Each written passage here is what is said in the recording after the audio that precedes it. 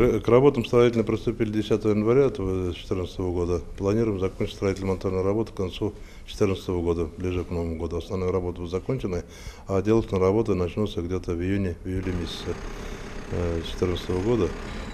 Сложность в том, что стесненные обстоятельства в центре города и нету возможности работать механизированно. Все работы производим вручную. Двор слишком маленький для механизмов, а по красной зоне у нас улица Карла Маркса. Уникальность работы состоит в том, что зданию больше 130 лет.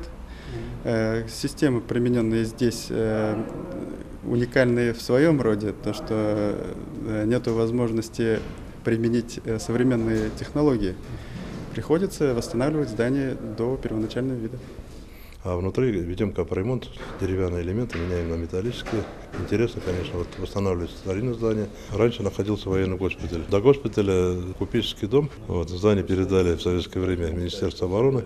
И долго он служил для лечения солдат, который во время войны тут госпиталем был.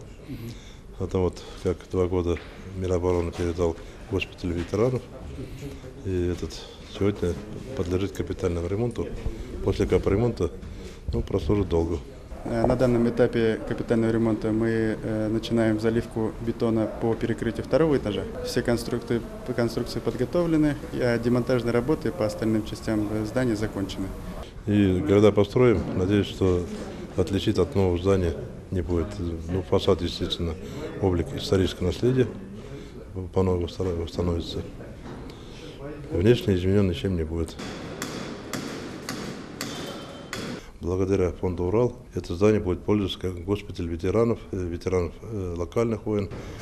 Я думаю, долго еще прослужит для республики, для народа.